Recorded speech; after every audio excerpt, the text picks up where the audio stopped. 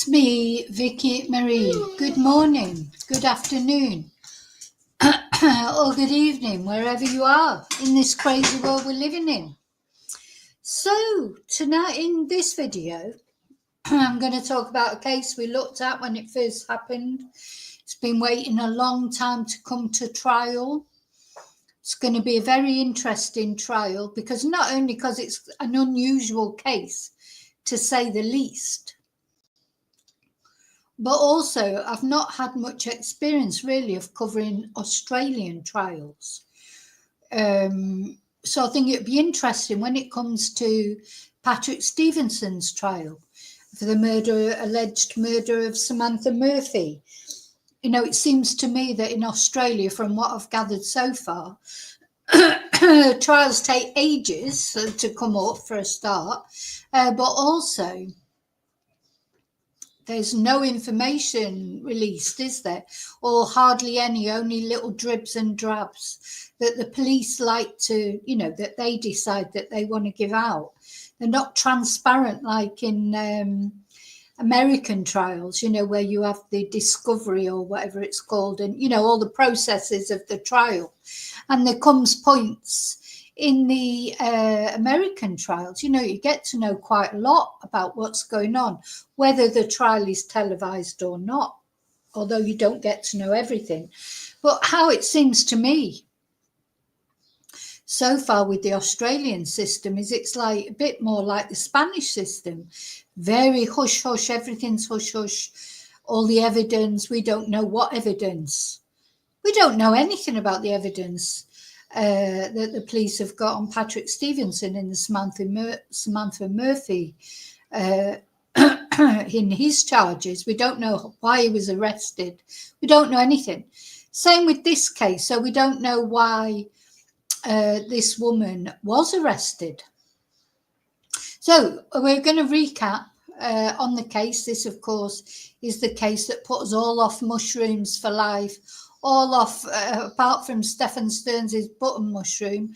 Then we had the death cap mushrooms and the beef Wellington that none of us is ever going to eat again. And, you know, I do think this case, I was just thinking about it now. I mean, you know, as you know, all murder cases are awful. But the thought of inviting 4 people that you actually know for dinner, knowing that you are going to poison them, that's sort of next level, isn't it, really? You know, do you think that your family member invites you to dinner and then you're going to end up dead because of it? You know, it's different from, so, you know, what kind of motive is it? You know, it seemed like just because, you know, she was estranged. So anyway, we're going to recap the case. For those of you who don't know much about it, we're going to have a little recap of the case. I have covered it before, but I think I've only done one video about it. I'll try and remember to put it in the link, the description link. But if you, you know, if you search in my channel, you would find it. So now, it's already been quite dramatic, this trial. It's just literally started this week. And it's already been quite dramatic. There's already been a development before even the jury gets sworn in. So we're going to look at that. But first of all, I just want to say thank you, as always, to everyone. Thank you for liking. Thank you for watching. Thank you for subscribing. And a special thank you to my members. Because I have actually added 2 new members emojis. Ooh, I don't talk enough about memberships, I think. I'd just like to say a little thing about memberships. You know, to become a member, we do a special live exclusive stream every Thursday, which, of course, if you can't make the actual live stream, you can catch up on it later. And there are also special members emojis, which, so I'm going to put, so I've made a mushroom emoji because I think we might be using this quite a lot through this trial. And then I thought I'd try this emoji as well, which is me, which, yeah, don't know why I've never done a Vicky Marie emoji before. Anyway, and if you are a member, apart from thank you so much for being a member, if you've got any suggestions for emojis, let me know and I'll make an emoji especially for you, because I can change them, they don't have to be there forever. So, of course, the mushroom one will definitely be available while we're covering the mushroom case. And then it will probably get replaced by a different one. What else did I want to say? Oh, yeah, thank you for, obviously, for being to my members. Special thanks as always. Thank you to people who PayPal me, buy me a Ko-fi, send me a super sticker, email me, leave a nice message, all those nice things. Write me a song, of course, that people have done for me. It's so much appreciated. Thank you so much. So now I'm going to say hello to the lurkers, being a lurker is a good thing. I'm a lurker. Lurkers just don't really, maybe a bit shy of joining in the chat. I tend not to join in the chats of YouTube channels that I'm watching for various reasons. But I like to lurk, I like to watch, and occasionally I do join in the chat. And so that's you, lurkers. Thank you so much. Also, hello to the replay crew, people who can't watch this live and also might come in late and be on catch up. Just thank you for watching. So let's say hello to the people that are brave enough to join the chat. Hi, David. Hi, Yvonne. Beef Wellington, no thanks. Yeah, nobody wants to eat beef Wellington anymore. Hi, Daniel. Okay. So let's have a little recap on this case. Do you remember what happened? I must admit, I was casting my mind back and I remember what happened, but I couldn't remember what the motive is supposed to be. But anyway, let's just have a recap on it. So this is a podcast and we're just going to have a quick recap on this podcast from ABC News Daily. Hope they won't copyright me. But, we're going to listen to it anyway. I'm giving a bit of publicity. I'm subscribed to them. ABC Australia Network. Let's have a look or a listen. Let's have a listen. I need...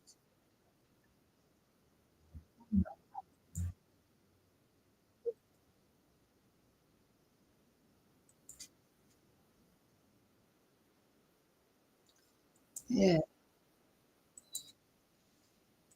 Now, sorry, just before I start it again.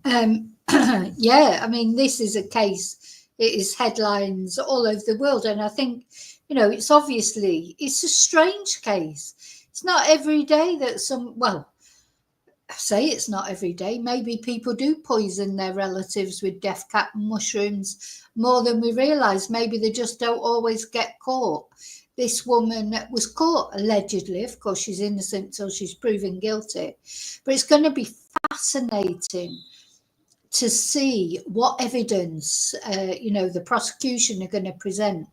Why are they so convinced that she actually did it and it wasn't just a mistake, that she did it deliberately? Because, of course, anyone who goes foraging, I wouldn't do it. I'd be too scared to eat whatever. Apart from the fact you don't know what's been weeing on those things or what's happened. Sorry, I'll buy my mushrooms from Mercadona and then I'll clean them. And I don't want to be worrying if I'm eating a death cap mushroom or not.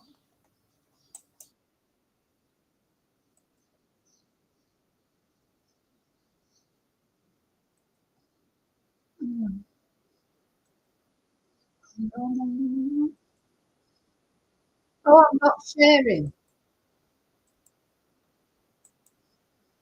So it helps you share, doesn't it? So what does this mean for democracy? And can we fight back against the tech broligarchs? I got quite good at sharing. There we go. There we go.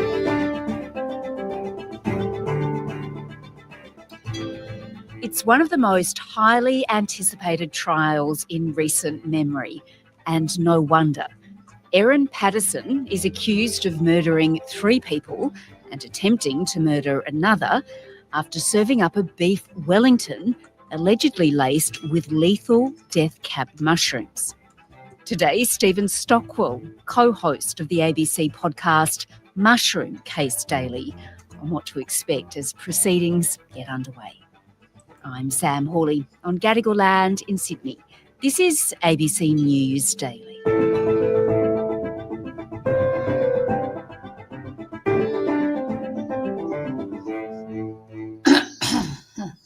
Stephen, you're going to immerse yourself in this trial for the ABC, and we're going to speak to you and your team along the way, of course. Let's just start with what we've seen now the proceedings have actually begun. Just tell me what's happened so far. So we are in a town called Morwell, which is about 2.5 hours southeast of Melbourne. It's a beautiful town. It is so picturesque. The drive here from Melbourne, you go over these rolling green hills and open up into these wonderful valleys. And this town is playing host to the trial. Right, I've got that up on the plate. Look, so this is the place, just to break into what he's saying. I hope you can see that okay. Morwell, this is where the actual trial is taking place. This is Melbourne, of course. That's the big city that people will probably know.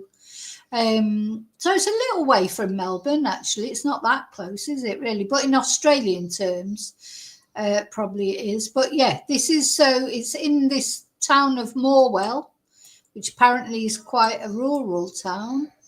There it's taking place at the courthouse there. Now, it's not televised. But the reporters are allowed to report on it once it gets going properly, apparently.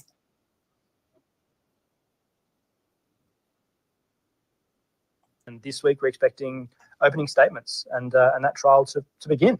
Right. So, and some of the pre-trial elements, they're quite secret, aren't they? Yes. So the reporting restrictions in Victoria are quite tight. So we can't really talk about. We can talk that pre-trial hearings are happening. We can't talk about who's talking at them, what's being discussed, any of those details. So we need to be really careful around kind of what we can reveal and what we can talk to around that. But that process is almost done, and when the trial starts, we can start talking about all of the things that the jury is hearing and what's being presented to them as this trial progresses. That's going to be fascinating. All right. So let's come back to what we might see play out in the courtroom in a moment.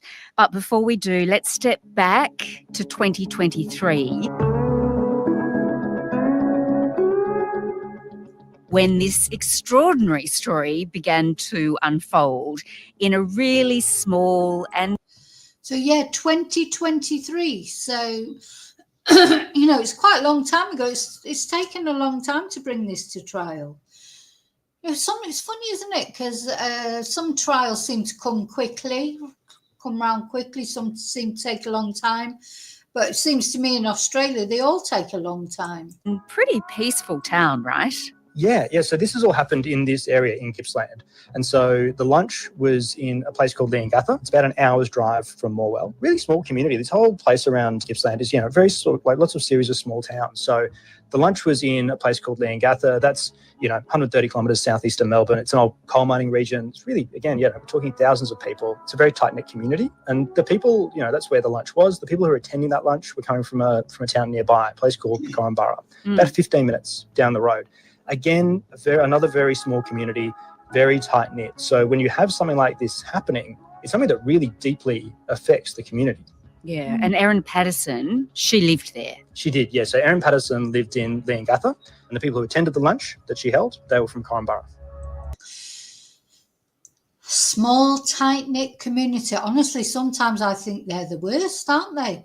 Because I think resentments in small communities, when there are resentments and things, they really go deep, don't they? This small town sort of mentality. I was thinking about my little village where I live. It's like, God, there's all sorts go on here. You think it's, a little small village, think it'd be nice and quiet. If you don't know what's going on, like people who are here, same as me when I first came here. But, once you get to know people and you get to know all the ins and outs, I just try not to know about it. Now, oh my God, there's always something going on. And I think small-town communities sometimes, they're the worst because everything's so condensed, isn't it? Okay, all right. And it was outside her home that Erin Patterson would later be approached by the press. I'm so devastated by what's happened, by the loss of Don. Don is still in hospital, the loss of Ian and Heather and Gail, who were some of the best people that I've ever. Yeah. So the people that that came to her dinner party, oh my God, you wouldn't want to go to one of her dinner parties. So let me just put a photo of them up because it's important that we remember them. So this is her ex-husband on the right-hand side. Now, he is the only one that has survived. So, and these are the other the other three victims. Now, I've got a list of their names somewhere. Because, where are they? Oh, no, I've got a list of it somewhere because I want to say their names. What have I done with it? I've probably... what have I done? Hang on.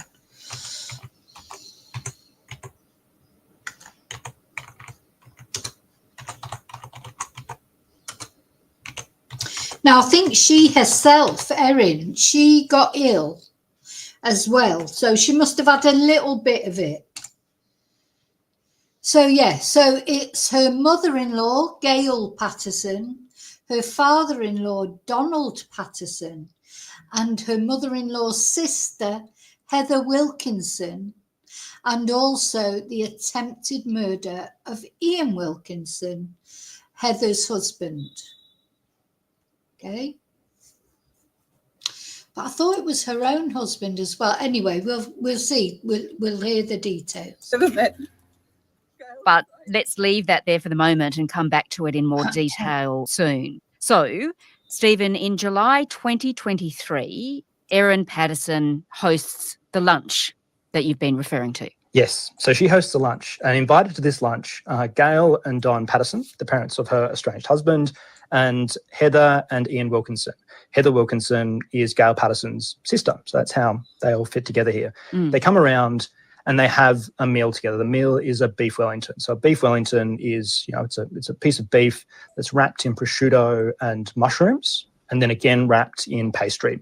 So this is the meal they all sit down and eat together. And then the following day, the 30th of July on the Sunday, all four of those guests present to hospital feeling sick. A couple of days later, on the 4th of August, the sisters, Gail Patterson and Heather Wilkinson, unfortunately pass away.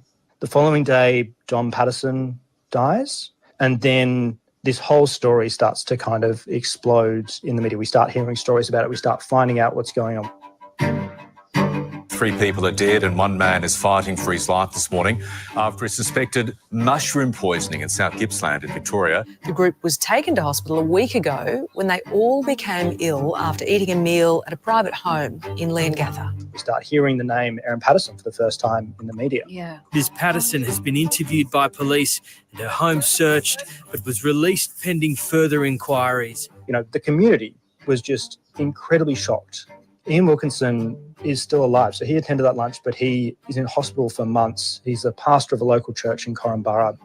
It was not until the 23rd of September that he ends up being released and, is able to walk away from this. Yeah, so 3 people are dead. And as you say, it's really capturing the attention of everyone. I mean, the world is watching this story at this point. It's the story that has gripped Australia and got a small town reeling. Police have been searching Erin Patterson's home in the small town. Yeah, they searched her home. So the thing is, these are the charges that she's facing trial for now. 3 murders and 1 attempted murder. Now, she was also accused of attempting to murder her husband. I just checked up on it, but those charges have been dropped. So already this trial has had sort of some drama, if you like, that one of the charges against her, that of trying to murder her own husband, has been dropped. But the other 3 charges of murdering the other 3 people in an attempted murder of one person still stand. Town of Leongatha. New questions swirling about the deadly mushroom mystery. Was it accidental, a fatal foray into foraging that killed 3 members of the same family, or was it murder? And Simon Patterson, that's Erin's former husband, he'd lost both his parents. He has, yeah. He's lost both his parents. He's lost his auntie as well in that process. It's just incredibly challenging for someone like that. And he gave just such an emotional eulogy at the memorial for them. As Mum and Dad lay in comas in the Austin Hospital in their final days, it was comforting to know that when we said, "See you later," we knew it was true. And in the meantime, we'll miss them. Hey, all the, And then it's been alleged that 4 people have been poisoned by mushrooms that were in the meal Erin Patterson had prepared, that Beef Wellington. Yeah, so these are incredibly toxic. On Mushroom Case Daily, we've spoken to a man from Canberra who survived a death cap mushroom poisoning. And he just told the most harrowing story of initially feeling a little bit sick, a little bit ill, and then just, sort of you end up heading towards liver failure. He's incredibly lucky, given the amount that he ate, to have survived something like that. So these, I'm just put a picture up here. These are the mushrooms that have done it. They're called, so allegedly, they're death cap mushrooms. And obviously the name says it all, doesn't it? If a mushroom's called death cap, it's death cap for a reason, isn't it? It's not just given that name for nothing. And the most horrible thing about these mushrooms is they kill the person very slowly. So the first day they probably would have been okay. The next day they're presented to hospital feeling sick, and then it probably felt like they were recovering, and then they break down like your vital organs. So it's quite a long, agonizing, protracted death. They're it's not a quick death, if you like poisoning somebody with cyanide or whatever that might be instant. It's not. It's horrible. I mean, it's a real horrible, long, lingering, nasty way to kill somebody. Horrible. She's a horrible woman, this one, to do this to people she knew as well. I mean, I'm not saying it's good to do it to anyone, but to literally invite somebody over for dinner, knowing, how could you sit with them at the table with them, knowing what you were giving them? I was conscious the whole time. So I only started to pass out about 10 days later. Essentially what happens is you end up succumbing to internal hemorrhage. It's how you sort of die from mushroom poisoning, as you bleed out on the inside. For Ian Wilkinson to survive it is quite incredible after hearing the stories that we've heard. And so the whole thing just causes the body to shut down.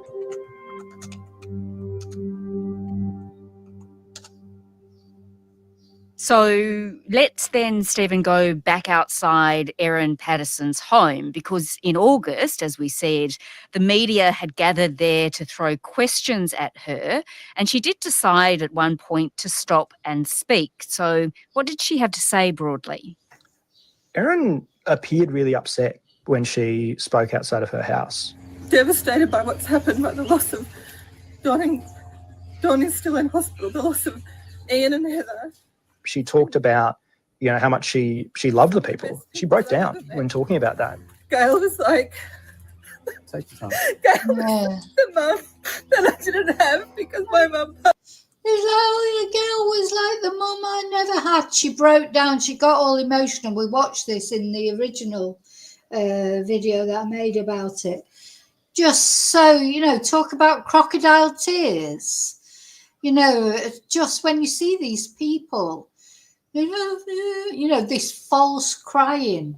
And she did a lot of that, didn't she? Passed away 4 years ago.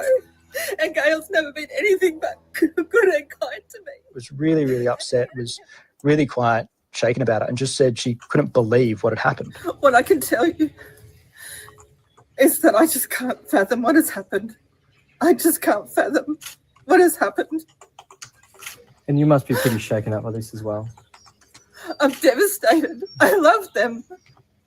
And I can't believe that this has happened, and I'm so sorry that they have lost their lives. Police say you're a suspect. Do you have anything to say about Yes, that? I say I didn't do anything. I love them. All right. And at this point, police are still investigating. And the thing is, I didn't do anything. I love them. Cry, false cry, false cry, false cry. Well, I shouldn't say that because she is innocent till proven guilty. really quite some time, doesn't it, for charges to be laid? Yeah, so if you're thinking about the timeline of this, the lunch was on the 29th of July in 2023. There's a huge amount of conversation that we start hearing towards the end of July through the start of August. It's not until the 2nd of November that Erin Patterson is charged with murder and attempted murder. These are charges that she has pled not guilty to. Okay, well, Stephen, let's go back to the court. Yeah, so it took them quite a while before they actually charged her. They gathered their evidence and then they charged her. And now we'll find out what their evidence is during the trial. Proceedings then, which have now begun. This is a case that will be heard by a jury. That's usual practice, is it, for a murder trial?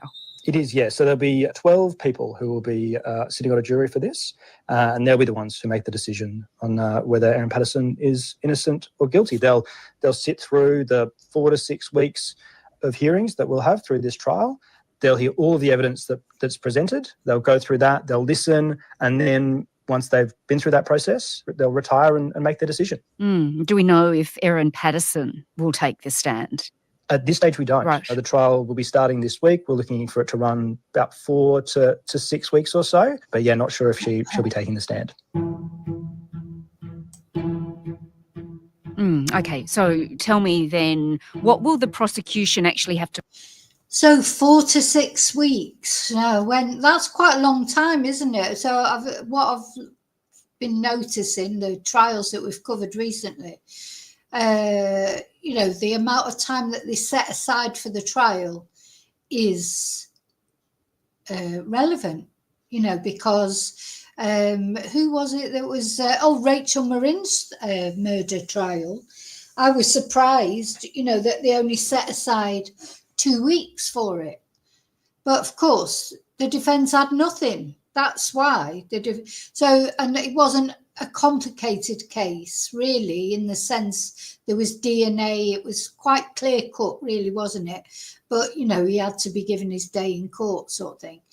Whereas I think if a trial is given 4 to 6 weeks, there must be, there must be quite a lot of, it must be quite complicated, the evidence. That's my opinion, I would think.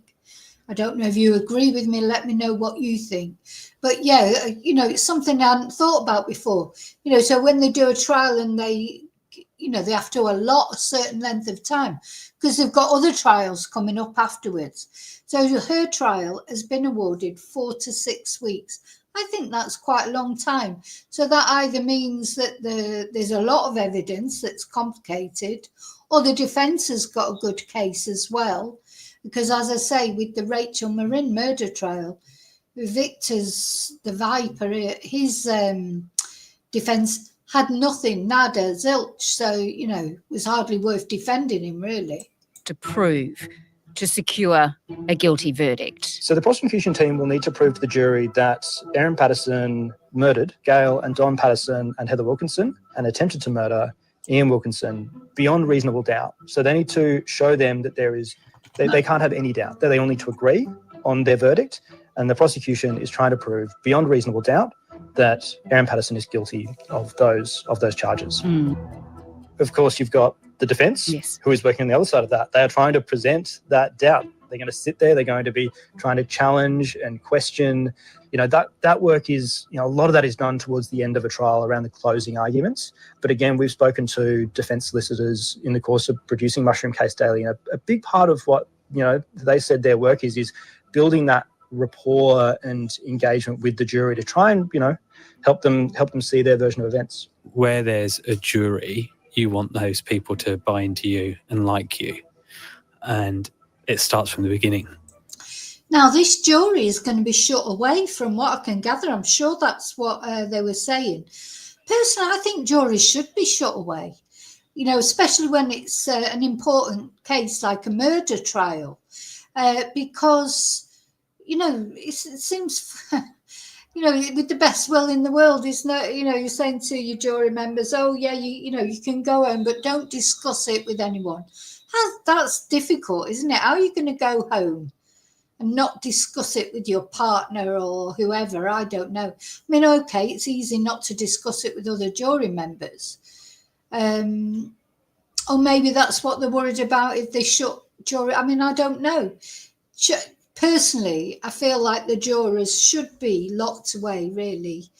Because it sounds awful, doesn't it? Locked up. I don't mean it like that. Just so that maybe they can't be influenced by the outside world, that they can only act on what they're actually shown in court. Just seems more logical to me, especially now I know that's a long time to expect somebody, if you were going to put them up and keep them separate, it's a long time, isn't it? 4 to 6 weeks, would people want to do that? But, the thing with trials is, the effort that it takes to bring someone to trial, of course, is massive. The effort, the expense, the investigations, etc. So once you get it to trial and hopefully secure a conviction, you do not want then the trial to be brought into question because of something a juror said, or, So it's important that, especially these high-profile cases, they need to be protected, I think. The actual judicial process has got to be above reproach, hasn't it? And because if they like us, they're more likely to like our client, whereas if they hate us, the same is to rub off on our client. So you're trying to get them on board. And as we mentioned, Stephen, there is just so much interest in this case. It really will be receiving so much attention, won't it? Oh, it'll be huge. I mean, we popped into the pub for a meal last night, and without even attempting to, we bumped into a documentary crew who's also working and covering this trial. So there's a huge amount of interest.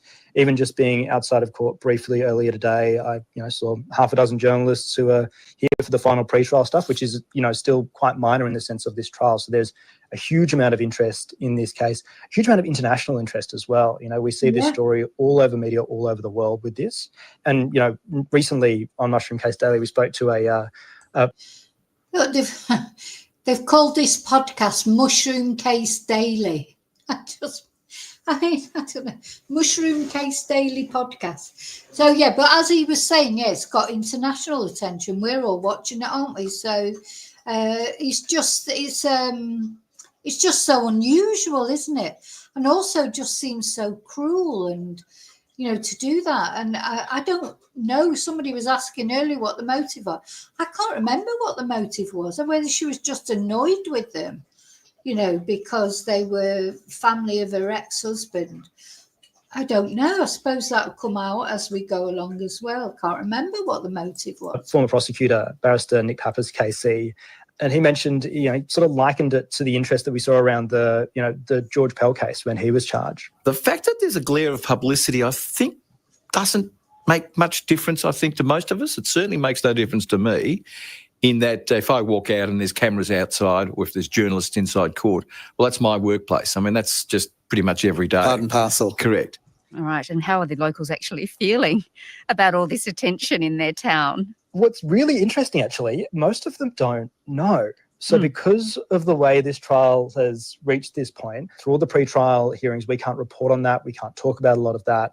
And so there hasn't been a huge amount of media leading up to this case. And so being in town, talking to people, even outside court, people are like, oh, what's going on here? And we're telling people why we're here in town. So, it's... it's been so, apart from the big fuss, like when it all first happened, and then I suppose when she was arrested, But since then, there's been nothing, has there? No media. You know, this seems to be the way it works in Australia. And that's exactly how it's been with Samantha Murphy, wasn't it? It was a great big, you know, publicity, like, you know, the police were encouraging it. Obviously, there must have been then, you know, what to find Samantha in the sense of find out what had happened to her.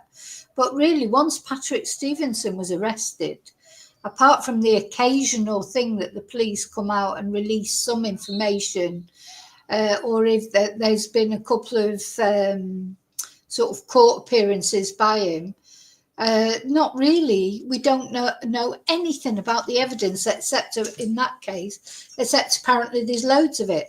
So, you know, we've got to wait for that trial, and that trial's not till September, I don't think.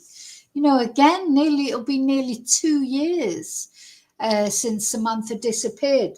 So, you know, this is very difficult for the victims, I think. I understand, you know, why they do it. They want the trial to be correct, you know, they don't want evidence leaking out. They don't want people talking about it too much. I do understand that. But you know what, I just think for the families of the victims, it must be absolute torture, waiting and waiting. It's a small town. I mean, I don't think it'll take long for word to get around. I expect the next day or so, you know, people will talk, and by the time we get to opening statements on Wednesday or Thursday, the town will be fully aware what's going on, if not from the news on the grapevine, by the small army of media that would have descended upon them. All right. So, Stephen, if Erin Patterson is found guilty, what kind of penalty could she face? What sort of jail time? Yeah, so the maximum penalty for murder in Victoria is life imprisonment. So at the moment, Erin Patterson, if she's found guilty of the crimes that have been alleged, will be facing life in prison. All right, but a way to go yet, and you'll be watching all of it. So thank you so much for your time, Stephen. My pleasure. Yeah, so I thought that was quite Stephen Stockwell. Little podcast to just, you know, give us the background, remind us what the case is all about. So going to have another look at another news video now. And this one is News First. News First, just a short news video. Here we go. The highly anticipated triple murder trial of accused mushroom cook Erin Patterson is underway in regional Victoria. A jury is being selected ahead of opening arguments tomorrow. Samantha Butler is in the East Gippsland town of Morwell for the trial. Well, it is the opening day of Erin Patterson's highly anticipated triple murder trial here in Morwell, 2 hours. So, of course, this will be, because it's happening in Australia, so opening arguments will be sort of tonight as far as Spain's concerned. So in the morning there should be some news again about what's happened today or tonight as far as Spain's concerned. So every day that there's any information released, I will be doing at least a short video about it, and I will be following this case all the way through. East of Melbourne. Today, a jury is being selected comprising of everyday Victorians who will decide whether Ms Patterson is guilty or not guilty. The 50-year-old is charged with 3 counts of murder and 1 count of attempted murder over a lunch held at her Leongatha home in Victoria's Gippsland region in July 2023. She's accused of serving up a meal laced with poisonous mushrooms, which killed her. Yeah, so that was when she came out, wasn't it, crying? I'm going to look for that video in a minute, and maybe we can see the whole video. When she came out the car and she decided to talk to the media. She made that decision herself. Let's just have a look at that. And, yeah, probably wasn't a wise decision. Or maybe it was, I don't know, we'll see. Counts of murder and 1 count of attempted murder over a lunch held at her Leongatha home in Victoria's Gippsland region in July 2023.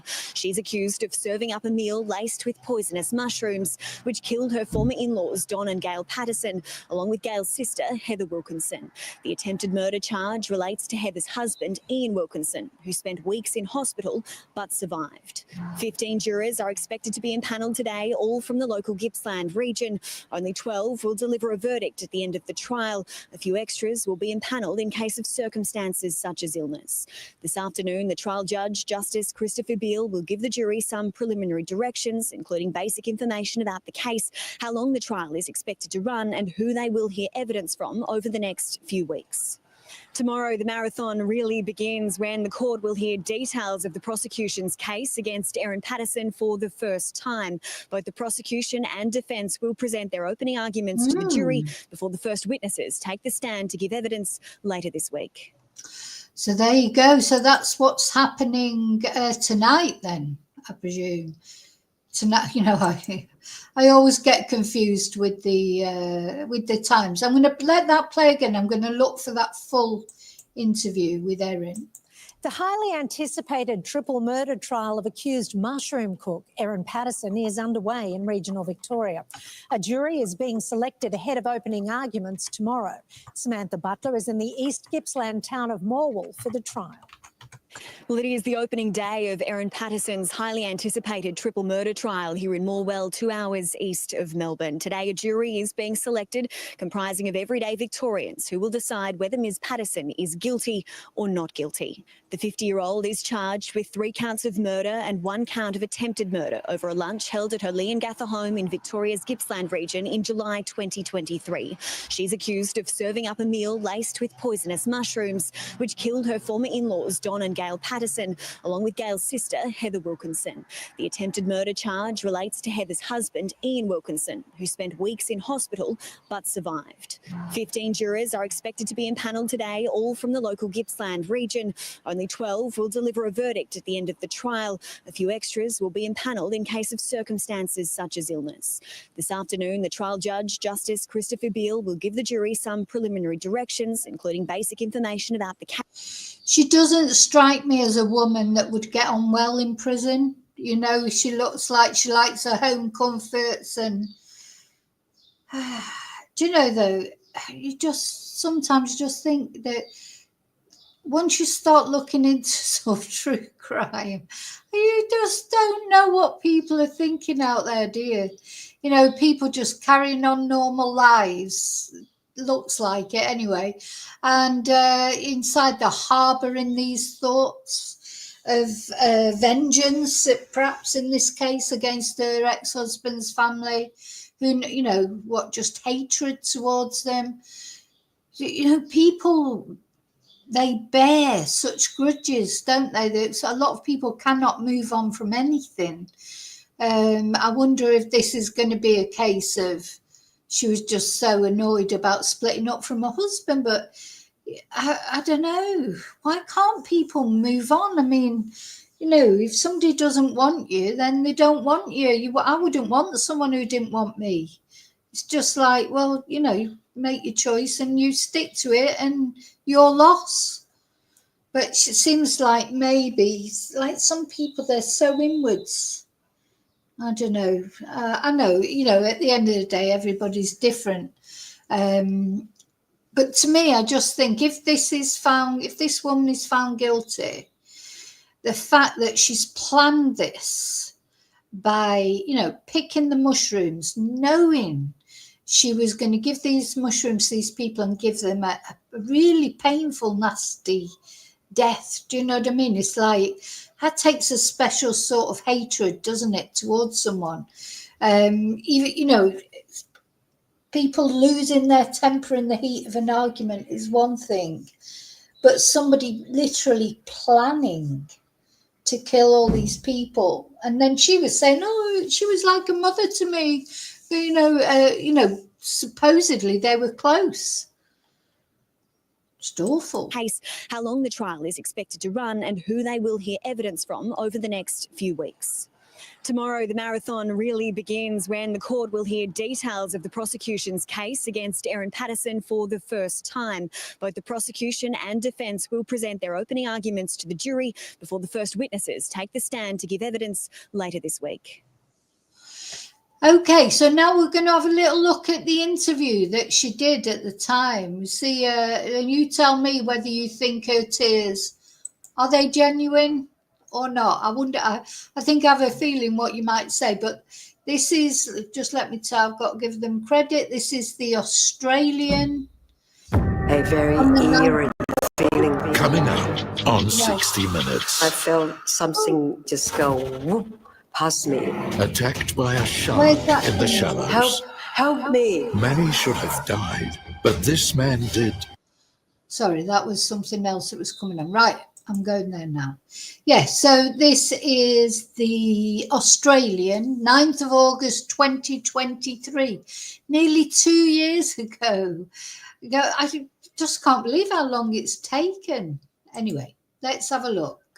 See what you think. Let me know in comments whether you think she's... Now, remember, she volunteered to do this interview herself.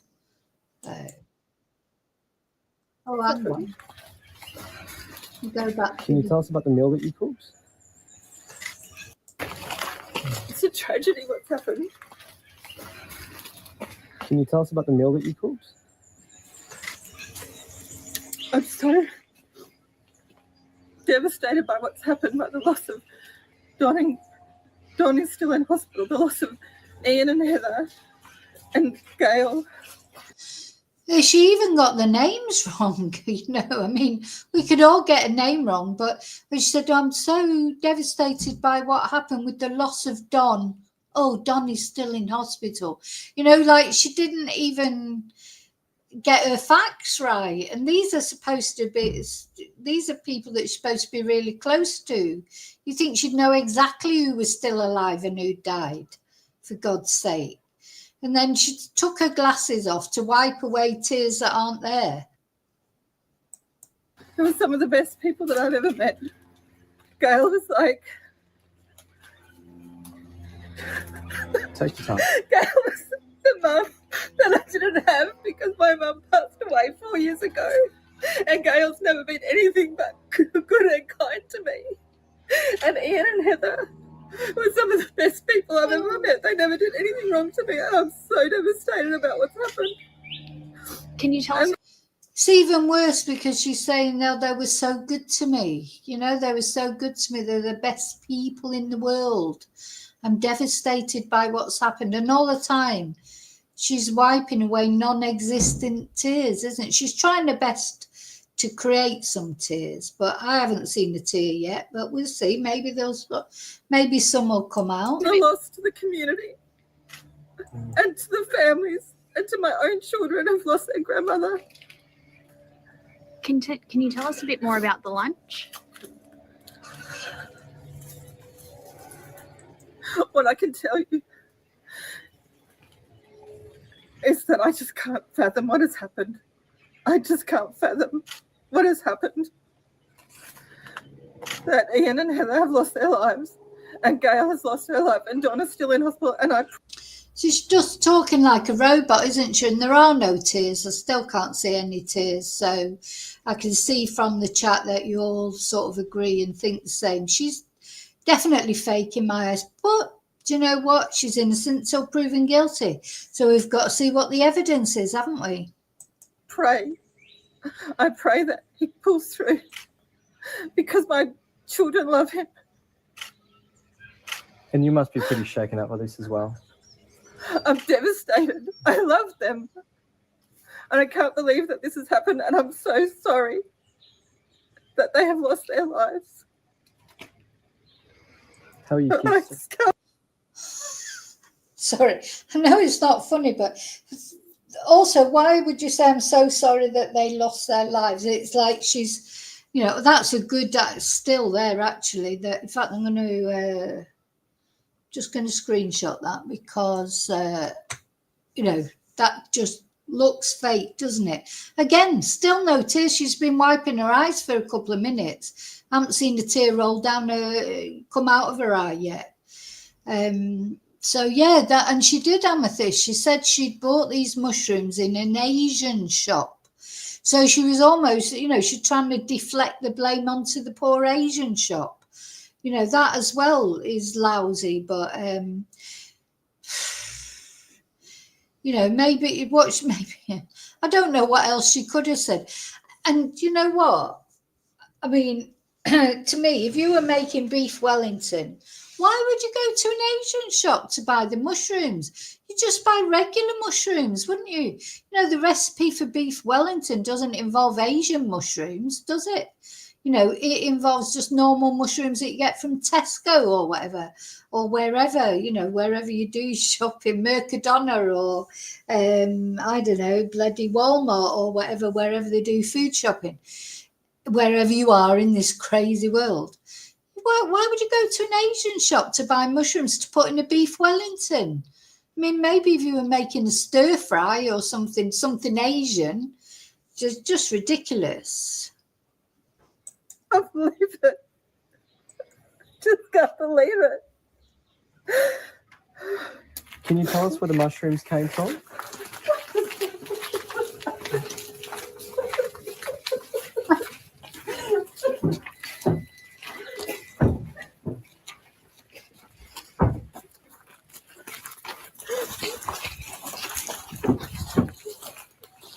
Were they picked from the property area? I just asked them to leave me alone now, please.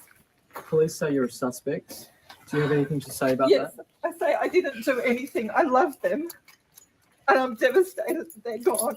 And I hope with every fibre of my being that Don pulls through. That's Where what I did the have to mushrooms say. come from? Were they picked by you, or where did they come from, Erin? Can you tell us? Wonder what she's got in the bag there. She's got some mushrooms. Do you imagine if she turned around to the reporter and said, "Oh, do you fancy coming in for a spot of lunch?" No, thank you. No, thank you. She's got a next lot of mushrooms in that bag. We're going to watch this one more time because it's telling. What meal did you cook them? Did you eat the same meal, Erin? Yes, and how come Erin did? I think she might have got ill, or she said she was ill. She probably made sure there was no mushrooms in hers, but that'll come out of the trial. Let's just watch that once more from the beginning, because I do think this isn't why she agreed to the interview. I don't know. Maybe she thought, you know, she could just. Maybe she thought she was a better actress than she is. But yeah. Even if you can imagine, even if she was found, no one will ever go to lunch with her again, that's for sure. It's a tragedy what's happened. Can you tell us about the meal that you cooked? I'm so devastated by what's happened, by the loss of Don. Don is still in hospital, the loss of Ian and Heather and Gail, who were some of the best people that I've ever met. Gail was like... Take your time. Gail was the mum that I didn't have because my mum passed away 4 years ago. And Gail's never been anything but good and kind to me. And Ian and Heather were some of the best people I've ever met. They never did anything wrong to me. And I'm so devastated about what's happened. Can you tell us and the loss to the community and to the families and to my own children who've lost their grandmother. Can you tell us a bit more about the lunch? What I can tell you is that I just can't fathom what has happened. I just can't fathom what has happened. That Ian and Heather have lost their lives and Gail has lost her life and Donna's still in hospital, and I pray that he pulls through because my children love him. And you must be pretty shaken up by this as well.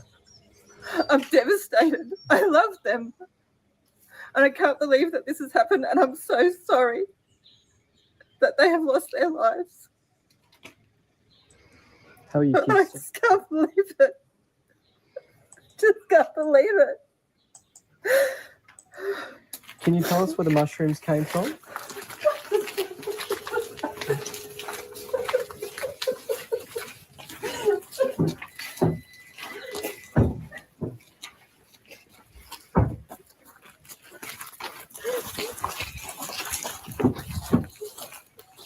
Were they picked from the property area? I just asked them to leave me alone now, please.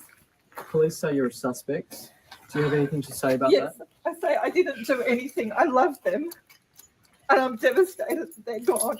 And I hope with every fibre of my being that Don pulls through. That's Where what I do the have to mushrooms say. come from? Were they picked by you, or where did they come from, Erin? Can you tell us? And off she goes into the What meal house. did you cook them? I don't you eat think the she same did meal, any Erin? other interviews after that. I think that interview was a mistake, to be honest. She probably realised that because, of course, people will examine it. So I just want to now let you know, or we'll see an article where it's saying about these, some charges have already been dropped. The night before the trial started, some charges against alleged mushroom killer. I mean, it's not funny, but it is. Mushroom lunch killer dropped. That's the title the media's given her. So prosecutors have dropped some of the charges against an Australian woman accused of killing 3 relatives and seriously injuring another with a toxic mushroom lunch. Erin Patterson will not face trial over allegations she also attempted to murder her husband. After those charges were withdrawn, and she still faces 4 charges, 3 counts of murder and 1 of attempted murder. Now, I wonder why they've done that. Probably because to me, because as the prosecution have done that, withdrawn the charge of attempted murder against her ex-husband. I think they've done that because they're confident about the other charges, and there may be that one they're not 100% confident about, so they just don't need to bring that charge that might cast doubt on everything, because they're probably, feel that they've got a cast iron case with the other 4 charges, so they don't need that one. So that has been dropped, but so she still faces 4 charges, 3 counts of murder and 1 of attempted murder. So the 50-year-old has always maintained her innocence and has pleaded not guilty, with her trial to begin in the Supreme Court of Victoria on Wednesday.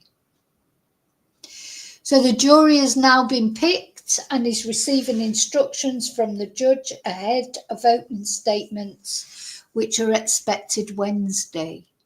And Justice Christopher Beale told the jury that most, if not all of them, would probably have been aware of the previous charges in relation to Patterson's husband, but said that the Director of Public Prosecutions had dropped them. In other words, you must put them out of your mind.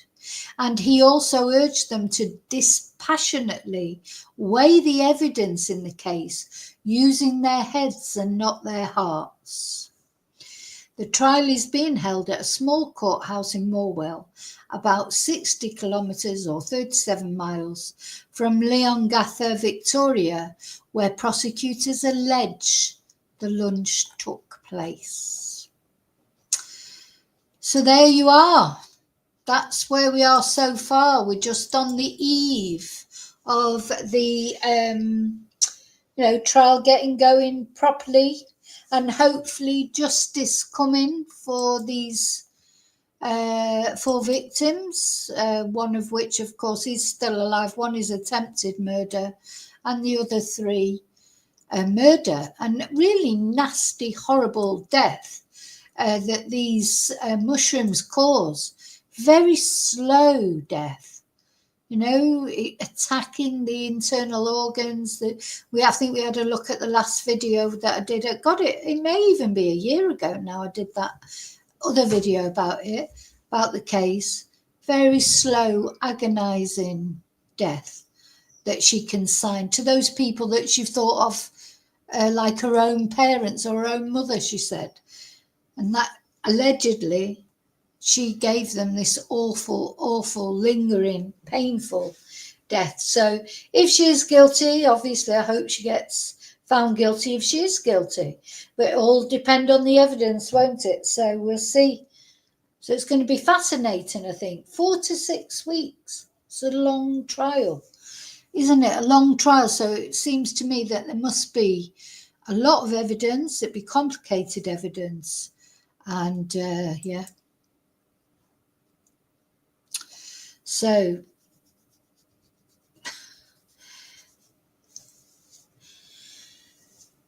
yes, she did. She got that came up, didn't it? Amethyst. She got rid of it. She dehydrated them in that dehydrator. That's right. I'd never even heard of one before.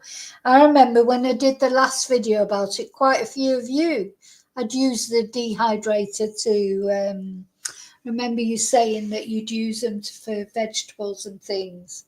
So yeah, they found the dehydrator. But I think that, you know, the thing they're going to have to prove, the prosecution, of course, because the onus is on the prosecution. The defence doesn't have to prove anything, really. Is the prosecution has to prove without a reasonable doubt. It's all going to be key as to where she got them from, isn't it? She's blaming this Asian shop, but probably she picked them because weren't they found growing around her property or near her property, these mushrooms. So yeah, the prosecution are going to have to prove beyond a reasonable doubt that it was her, that she knew what they were before she put them in there. You know, that it was malice aforethought, not some tragic accident. At the end of the day, there was death cap mushrooms in that Beef Wellington. I don't think she can dispute that. You know, they were found to have died of death cap mushrooms. That can't, you know, that's evidence, isn't it? The medical services will have confirmed that be evident. The point is, how did those death cap mushrooms get in the tummies of those poor unfortunates? And even, you know, if they can prove that it comes from the Beef Wellington, they've still got to prove that they were put there deliberately, haven't they? So, you know, that's basically what the prosecution have got to do there. Yeah, so they'll put together all those things. Hi, Golden. They'll put together all those things, and you know about you're saying she sent her son away so he wouldn't be there. There's a few different things, isn't there? That anyway, we'll see what comes out because we don't know everything yet, but we'll find it out as it goes along. So it's going to be interesting. As you said, yeah. Sorry, I'm reading the chat now. Yes, Golden, a family tragedy like Laurie Daybell. You know, I mean, she's like cuckoo, isn't she? I mean, she's completely cuckoo because, you know, she referred to the fact that she conspired to murder her children, at least one husband, possibly another one. And who knows about her brother and also her, you know, lover's wife. But her children dying was a family tragedy. Family tragedy. Lots of people have them. Of course they do, but not like that. And of course, Laurie Daybell, I mean, I was just open-mouthed at her interview after she was found guilty again, referring to, she's now saying that Ty Lee, that poor girl, Ty Lee killed JJ and then killed herself. And then presumably she dismembered herself and set fire to herself as well. It was a family tragedy. I mean, she is proper Fruit Loop, isn't she? I mean, I've never come across, in all the true crime videos and things I've watched, I don't think I've ever come across anyone quite like Laurie Daybell. Perhaps Jodie Arias, she's a little bit like that, but she hadn't done as much as Laurie Daybell has done. But anyway.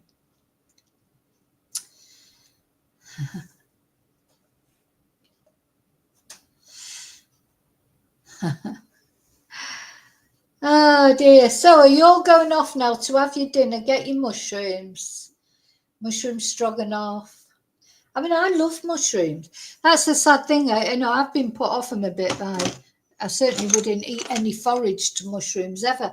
But also, it puts you off a bit going round to your families for dinner, doesn't it? It's like, imagine, just. They were probably, when she invited them to dinner, they were probably thinking, oh, lovely. And maybe Beef Wellington was her signature dish. And they, Erin's going to make us a Beef Wellington. She's probably a good cook. I don't know. They're probably all looking forward to it. Probably had a lovely time. I think she said, didn't she, that they had a lovely time. They had a great time, all socialising. Just tragic. And 3 of them are no longer with us. And the other one only barely survived. So horrible. He went through a lot. So awful. Horrible woman.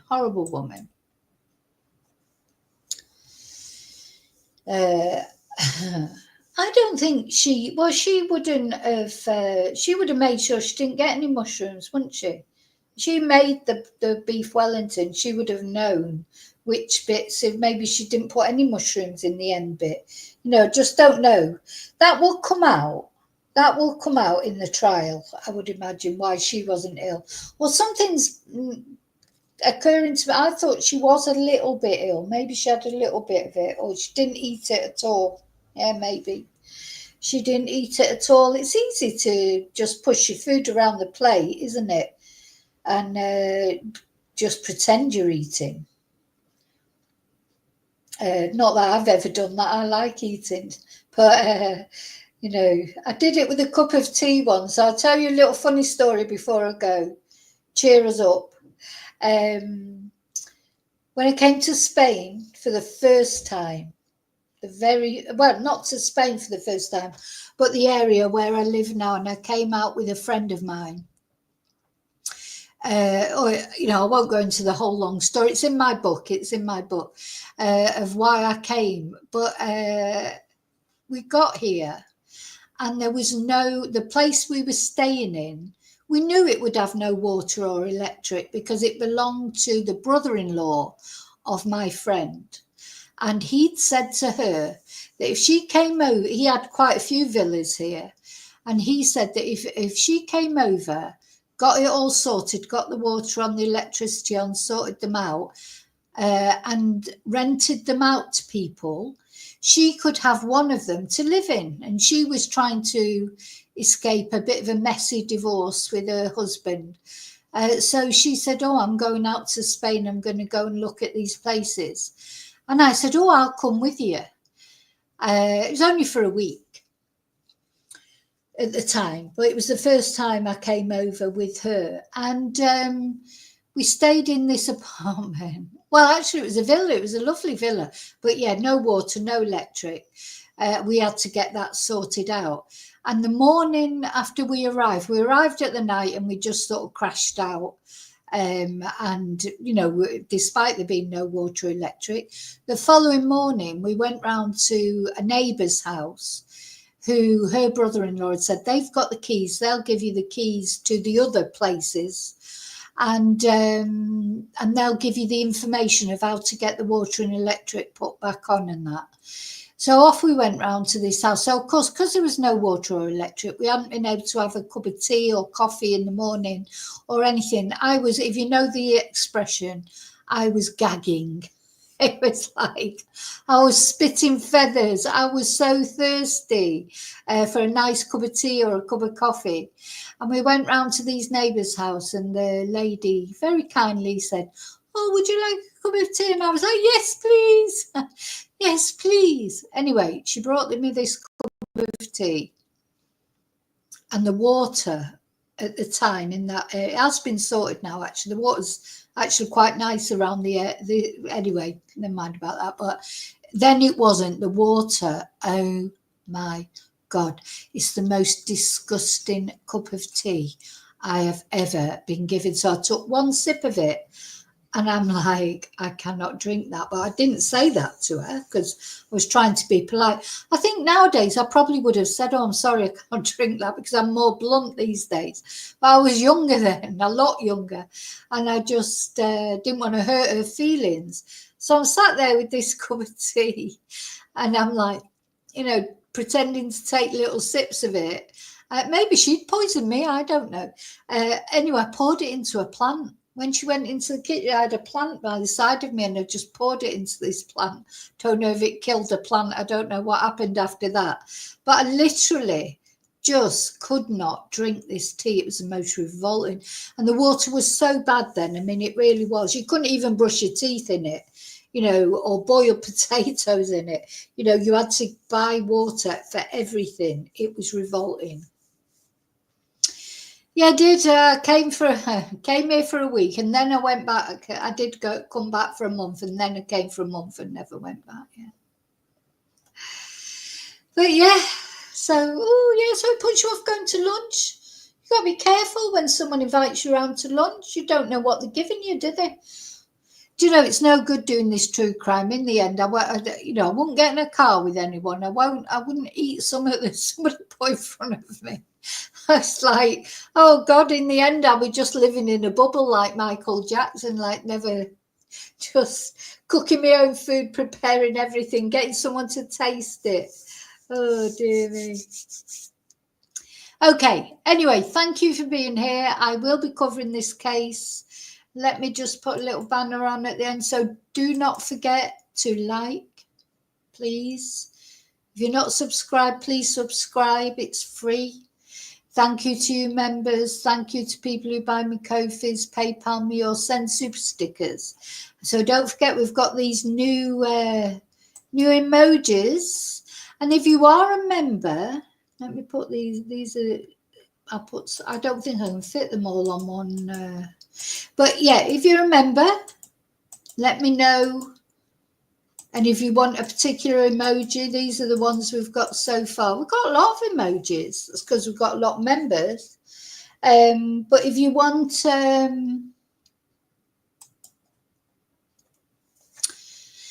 if you can think, I love that mushroom one, Yvonne, actually. I do quite like that. Yeah, if you want a particular emoji, maybe a particular one for a case. I'm trying to think what cases we've coming up. Of course, we did have David Konobovich's case coming up, but he's now disposed of himself, so that won't be a trial that's coming up. But yeah, let me know if you want any special emojis, and I will try my best to do one that suits you. But most of all, thank you for watching. Thank you for caring about these people. Because, you know, just awful that this woman did what she did to these people that were supposed to be like family to her. Awful. Anyway, see you really soon in the next video. I'm going to put on my special song for the end that Admit Audacity made for me. Let's put that on. Just got to find it.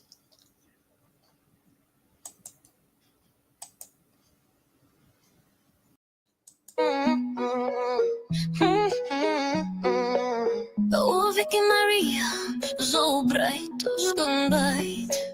Your YouTube world is the purest gold. With every video fresh and new, you light my days with joy so true.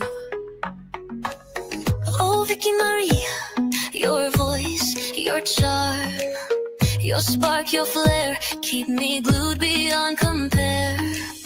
From laughs to lessons, all you share. No other channel shines so rare. The comments buzz, your fans agree. We're all here for your energy. A loyal crowd, you're ahead of the game. So here's my thanks from me to you, for all the fun and wisdom too.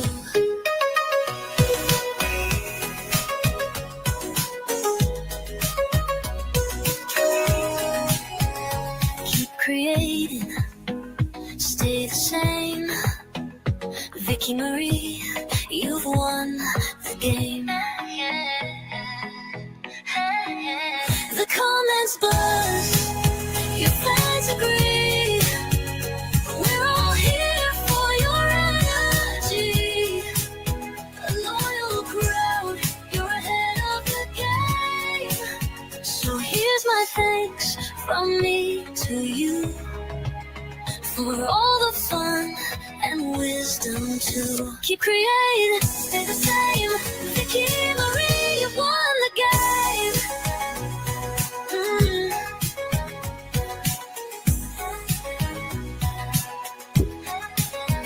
Keep creating.